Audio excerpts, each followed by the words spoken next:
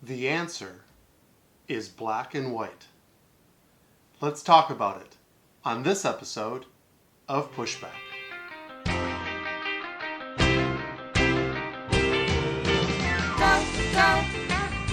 Go, Jonny, go, go. Go, Jonny, go, go. Go, Jonny, go, go. If you're concerned about the direction our culture is heading, then maybe it's time to push back. Hello, Dr. Jonny here, and welcome to Pushback.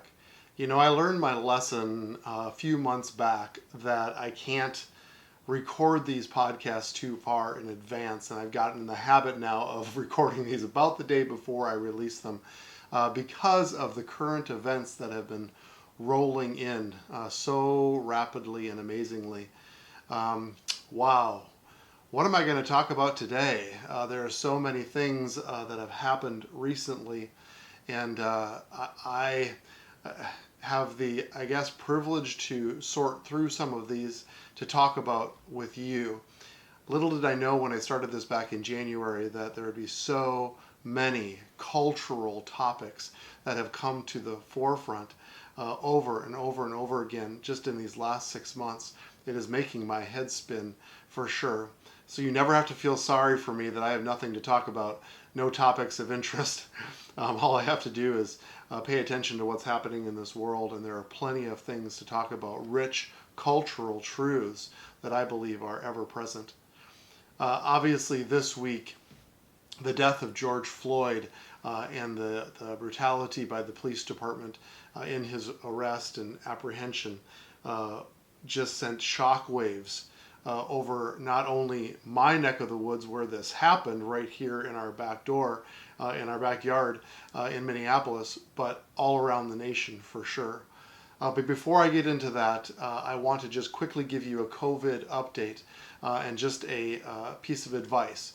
There has been a lot of relaxation now of some of the quarantine and the shutting down of a lot of businesses are now coming back open. And I just want to share with you a doctor's perspective that this is not the time to start relaxing your own personal precautions. In fact, I believe it's actually time to increase your precautions. Expect to see an increase in the rise of outbreaks of COVID for a couple of reasons. Firstly, there's going to be an increase just because we're testing better now. A lot more availability, and the tests are coming back quicker. So there's going to be a higher number because more people are being tested. So don't necessarily be overly alarmed at the number of people with COVID. Again, I would pay attention to the severity and the deaths as the most important number as people are being affected by this. But as we now begin to relax some of the restrictions on us as a society, this is actually time for us to be more vigilant about taking care of ourselves, social distancing, washing hands, wearing a mask where appropriate, because now the virus is going to have more opportunity to replicate in and through each other. So just make sure that you are being very vigilant about this. Don't confuse the relaxation of restrictions with some abating of the virus. That's not necessarily what we're seeing. There has been a flattening, which has been good and promising and hopeful, but that's because of a lot of the restrictions that have been placed. Now that those are being relaxed, we have to be even more careful. So that is my word of advice to you. I know that it's kind of become a way of life now, but sometimes people have been confused in the fact that, restrictions have been relaxed. That must mean that the virus is less effective, less dangerous, less prevalent. Not necessarily the case. But let's get to hand about what has happened this week in my wonderful state of Minnesota, and it hasn't been Minnesota nice, that's for sure. We were shocked and horrified to find out about the death of George Floyd after being apprehended by police officers on May 25th, just earlier this week. And the outrage following his death has been understandable. There has been an aftermath of this as well, and I really believe it's a separate issue. It's grabbed the attention, of course, of the news media, the riots and the looting and the things that have been happening in Minnesota and in many other states as well. There's an irony in all of what has happened afterwards, because it's really resulted in the opposite, I believe, of what people think that they might be fighting for. Because answering lawlessness with lawlessness actually shows the need for law enforcement.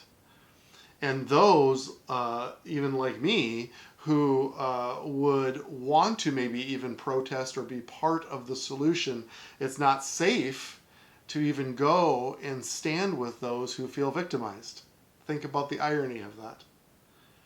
And attention is drawn towards the rioters and the looters rather than the victim, George Floyd, his family, and justice. But I am not going to be distracted by the aftermath in this podcast, except for the 2 minutes that I just shared those things with you. I'm going to stay focused on the real topic. And the real topic, of course, is about racism and the pain that we have in our nation. You know, the goal of my podcast is to discuss cultural aspects of society, the things that work well and the things that are broken. Now, you would think that after decades of civil rights and evolving attitudes towards one another and the obvious melting pot that is America, that race and racism would continue to get better and better. But it seems that there's no real progress, and there's just as much anger and finger pointing and pain and prejudice as always. So the conclusion has to be what we are doing isn't working.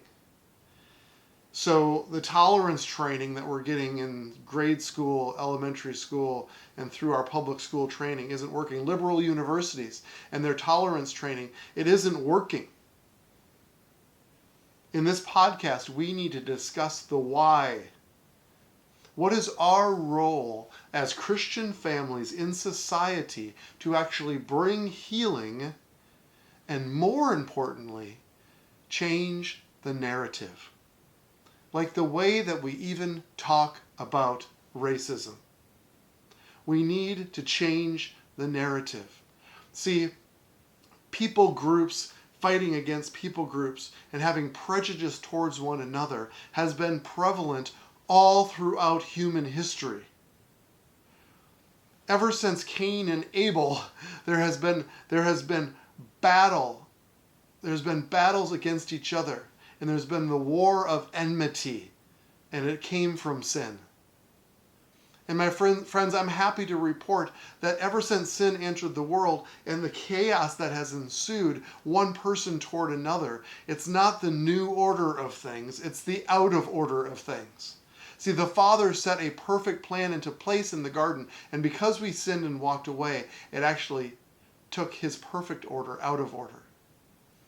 And we turned our back on his perfect plan.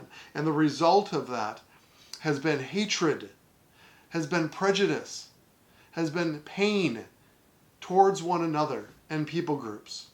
It's the result of sin and evil on this earth. It's been prevalent forever. Even in Jesus' time, there was the Jews and the Samaritans.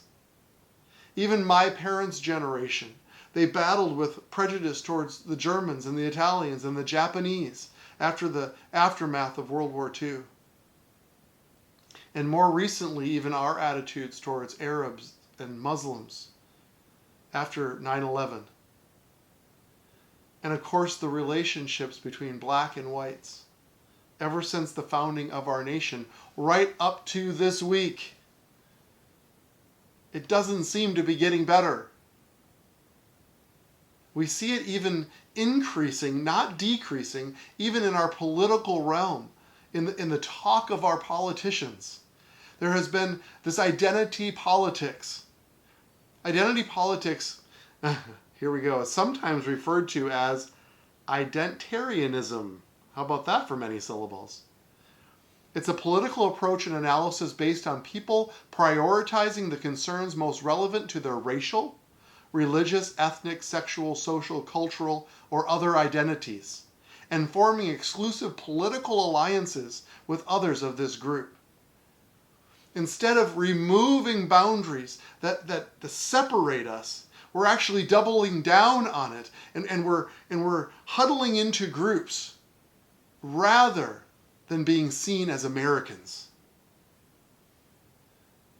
This just happened also this week. Vice President and presidential hopeful Joe Biden on Friday told a black radio host that if the host can't decide whether to vote for Biden or Trump, then he ain't black. The politicians are actually doubling down on the racial identity politics. It was a completely careless thing to say. I know I don't try to dabble in politics, but this is extremely important, and I'm just going to go on the record to say that was an idiotic thing to say. And it actually shows and demonstrates how the African American community in America have been taken for granted, even by political groups. They have been pawns in a chess game as a voter bloc, rather than being seen as fellow Americans and being treated humanly. It was an ugly statement with ugly repercussions. So what is the key? What do we do as Christian families in America? What do we do to help to bring healing and hope to this generation that we live in? When we turn on the news, we feel hopeless as we see rioters and angry people flooding the streets. The key, as always, is truth and identity. Truth and identity about the topic of racism and about ourselves. So what is the truth about this topic? Well, of course, at the very heart and root of what is happening is evil. As I've discussed many times, even over the last couple of weeks on my podcast, the enemy wants to destroy us.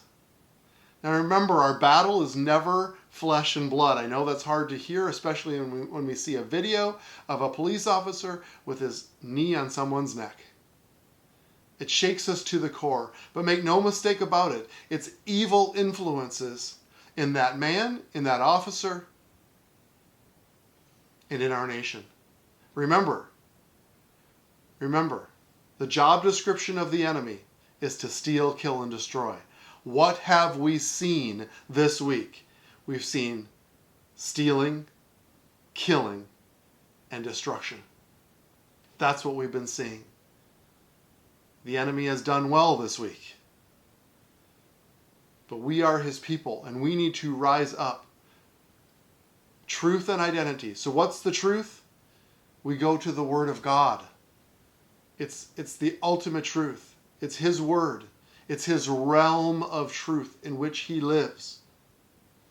And this is what it says in Acts 17:26. And he made from one blood every nation of men to dwell on the face of the earth. Whoa, now wait a minute. That's real. That's powerful. Let me read it again.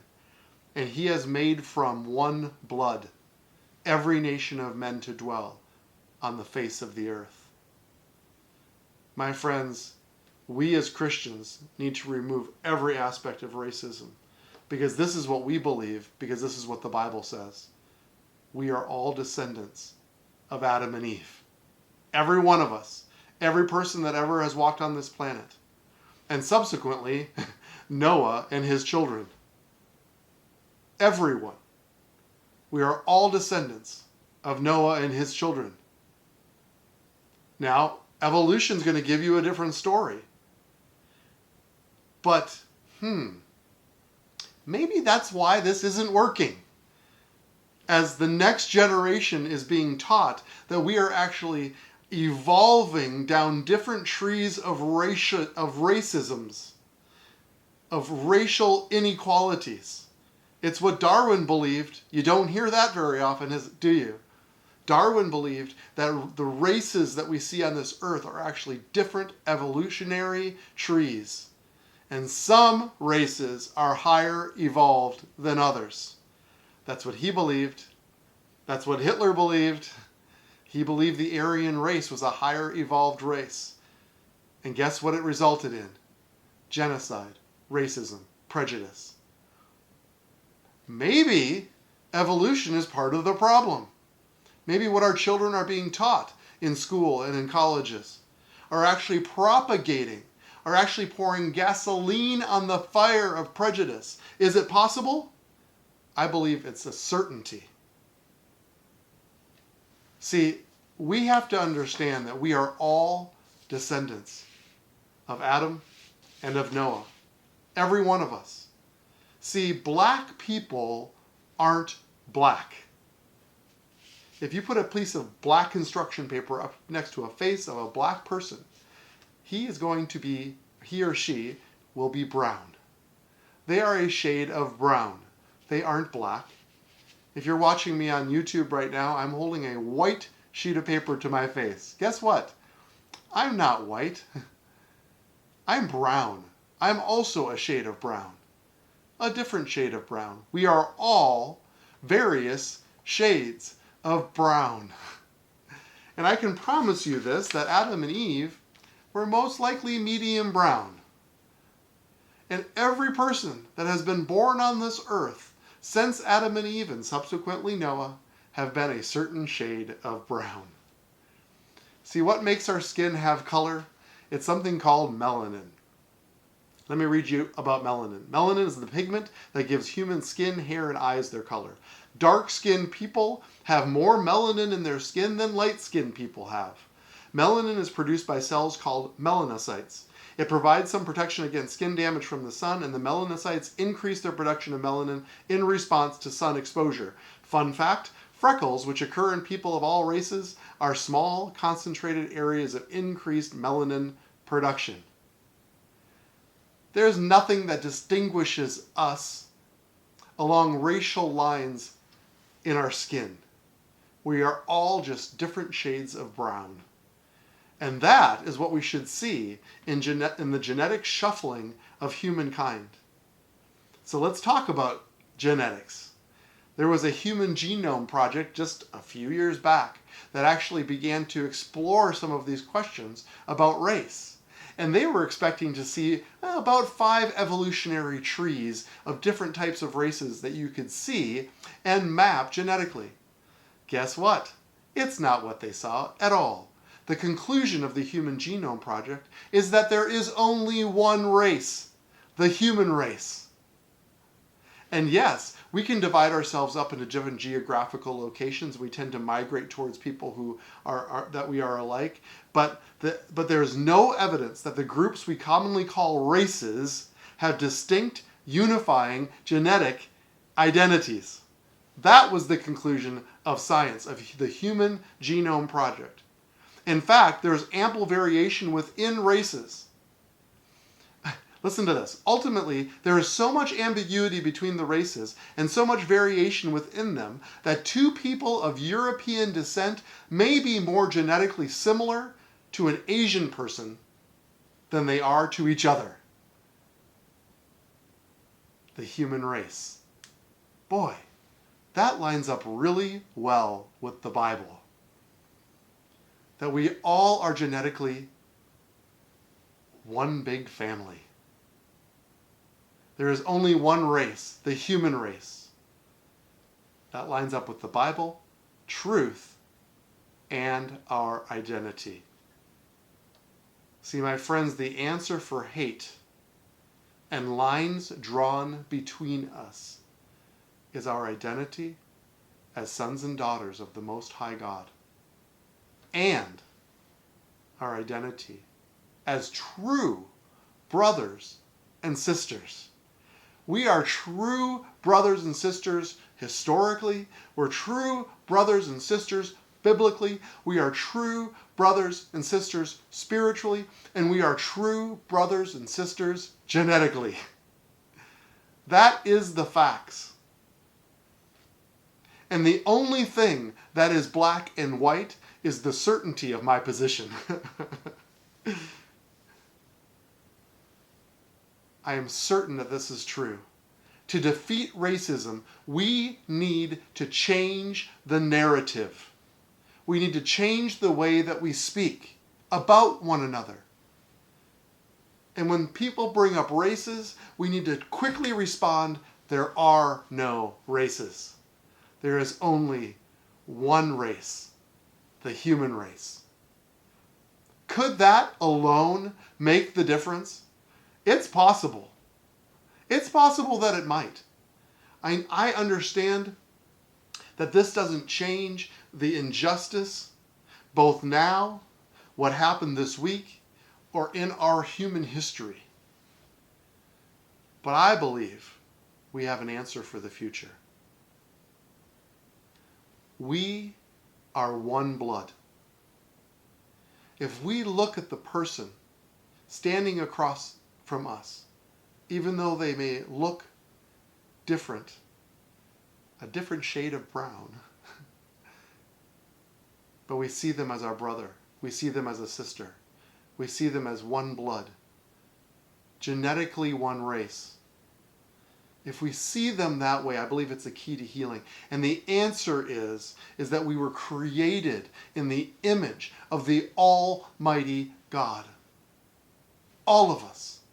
And He loves us all equally, enough to die for us, enough to shed His blood to overcome the sin and the enmity that happened at the beginning of time, so that we can have healing between us and the people groups. I understand that there are different ethnicities, there are different cultural ways that we approach life, but at the end of the day, we are all created in His image. What would happen if we as Christian families understood that truth and we actually ran with it?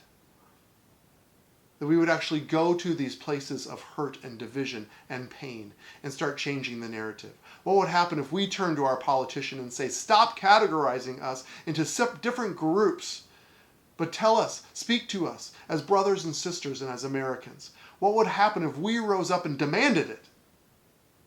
I think things would change. It starts with us. It starts with the words that come out of our mouth. It starts in the way that we treat people and the attitudes that we have. We as Christians need to be the least racist people in the world as we embrace everyone and love them all equally, just as Jesus did and just as Jesus does. So I challenge you, my friends, take hold of this. Don't be discouraged, but be the answer that our society needs. So now, let's go together and set and move the culture.